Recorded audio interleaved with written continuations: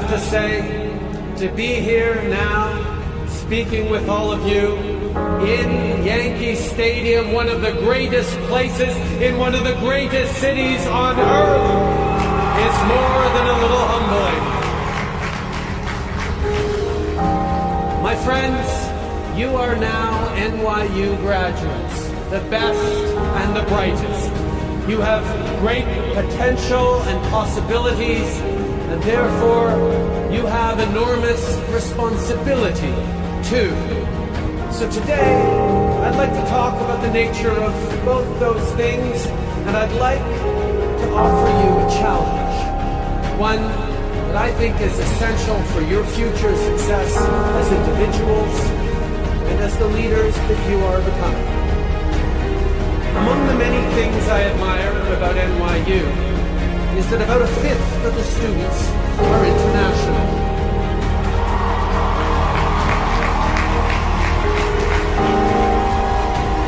And a similar proportion are the very first in their families to go to college.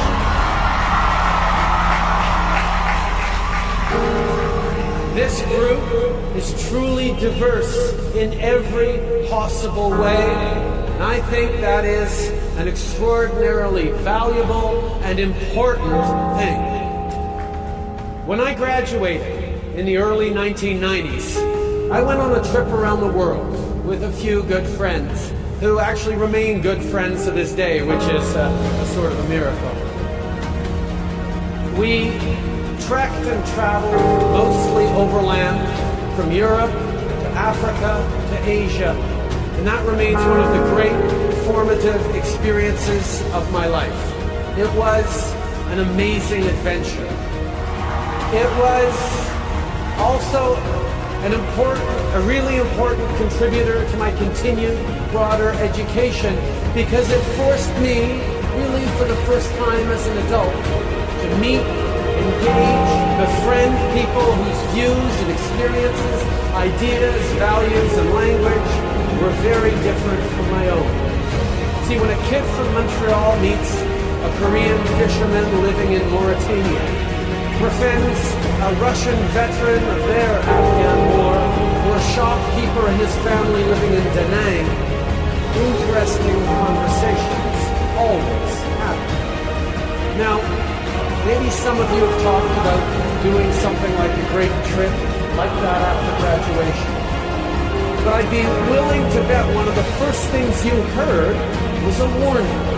You can't do that in this day and age. It's not safe. But here's my question.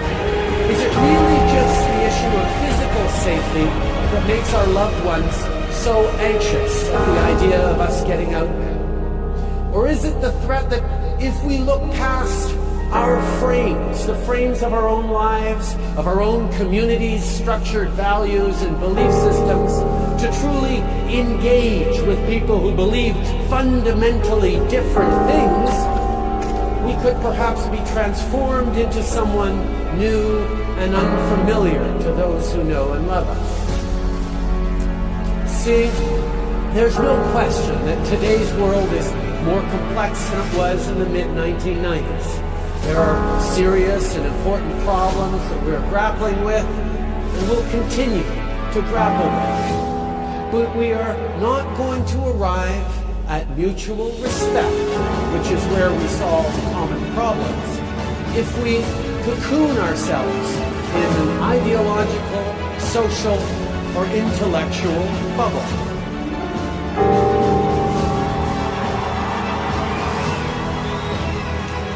Now, we can see it all around us. There's a peculiar fascination with dystopia in our culture today. You see it everywhere on film and TV.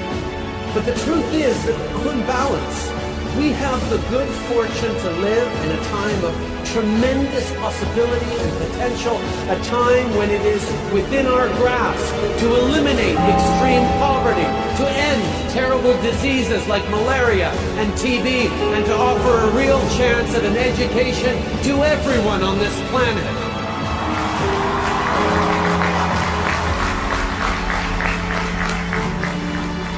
But for us to move forward, to keep moving and moving forward, we have to do it together, all together.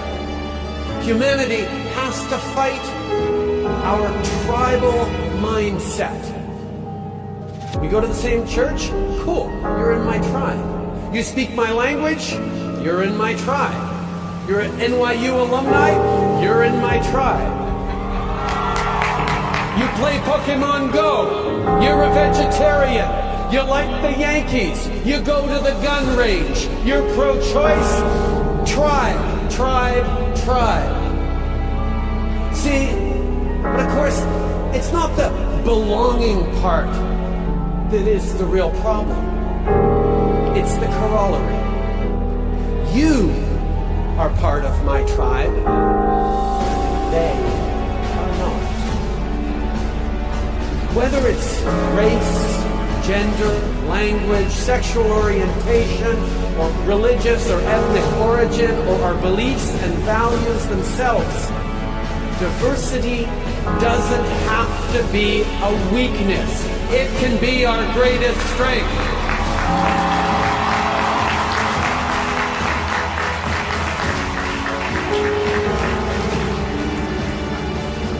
Now often, people talk about striving for tolerance. Now, don't get me wrong, there are places in this world where a little more tolerance would go a long way. But if we're being honest, right here, right now, I think we can aim a little higher than mere tolerance. Think about it. Saying, I tolerate you, actually means something like, okay, I grudgingly admit that you have a right to exist, just don't get in my face about it, and no, don't date my sister. There's not a religion in the world that asks you to tolerate thy neighbor. So let's try for something a little more like acceptance, respect, friendship, and yes, even love.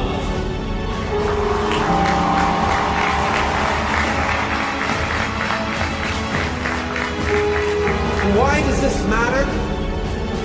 Because in our aspiration to relevance, in our love for our families, in our desire to contribute to make this world a better place, despite our differences, we are all the same.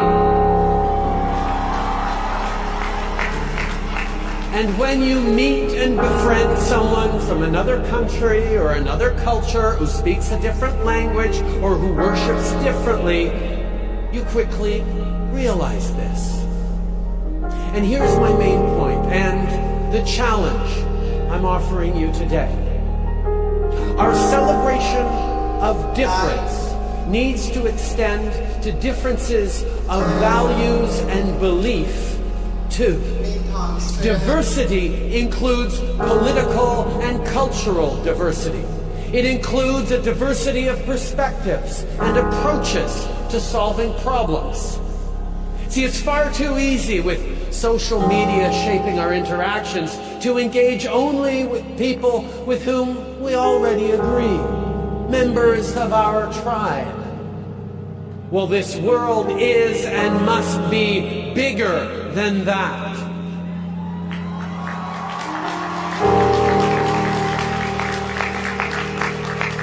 So here's my request.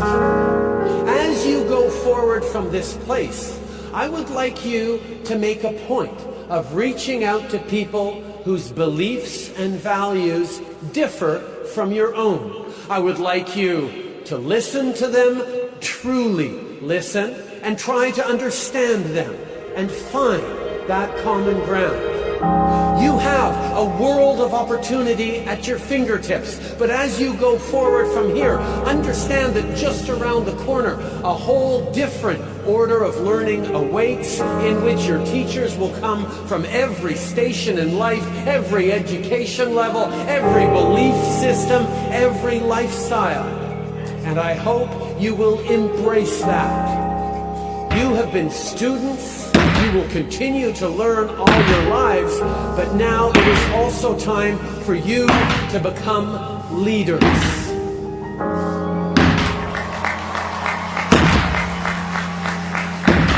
In every generation, leaders emerge because they one day awake to the realization that it's not up to someone else to fix this problem or take up that cause. It's up to them. So now is the time for you to lead. Leaders. Now I'm sure that's a word that's been tossed around you and at you quite a bit over the past few hours, days, weeks, and years. Leaders of tomorrow. Leaders of today. But what does it mean? What attributes does a 21st century leader need to have? What do people need most from their leaders today and tomorrow? Now, I think you need to be brave, really brave. And I know when you think of courageous leaders, you think of those folks who stood implacably and fearlessly anchored in their sense of rightness, willing to pit their ideas against all comers, against the slings and arrows aimed their way. Well, I don't think that's brave enough. I don't think that's good enough for what our shared future will ask of you. I actually don't think it's ever been good enough. Leadership has always been about getting people to act in common cause. We're going to build a new country. We're going to war. We're going to the moon. It usually required convincing or coercing a specific group to follow you. And the easiest way to do that has always been through tribal contrasts. They believe in a different God. They speak a different language. They don't want the same things as we do. But the leadership we need most today and in the years to come is leadership that brings people together.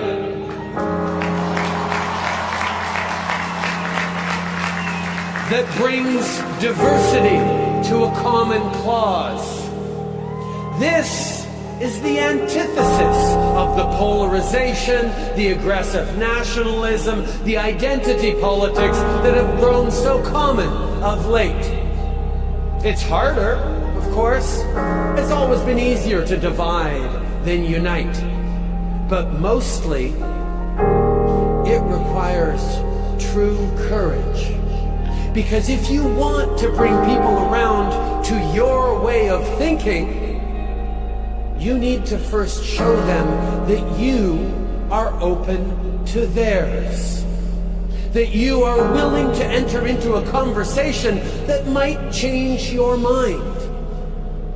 Show respect for their point of view, and you have a better chance of actually having them listen to yours. And regardless of what happens, you will have had a genuine exchange that focused on understanding, not on winning a debate or scoring points. And you will both be improved for it. Now let me be very clear. This is not an endorsement of moral relativism or a declaration that all points of view are valid. Female genital mutilation is wrong, no matter how many generations have practiced it.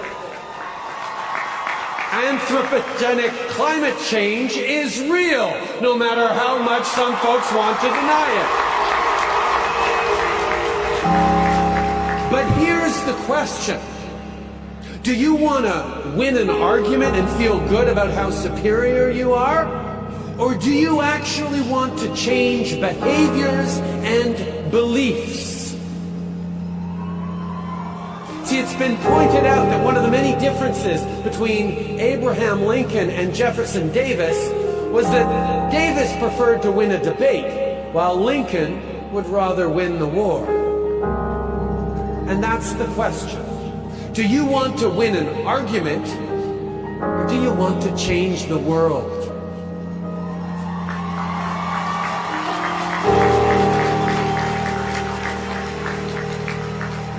with malice toward none and charity toward all. Let those words of this country's greatest president guide your ambitions, your hopes for yourselves, your families, your country, your planet.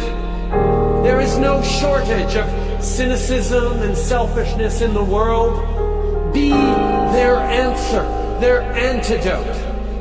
I am abundantly optimistic about the future because of you.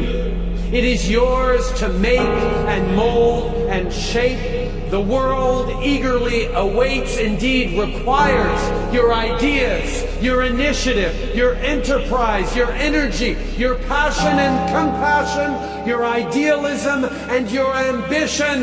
But remember that true courage is the essential ingredient in all your efforts. Congratulations, class of 2018. Now go change the world. Merci.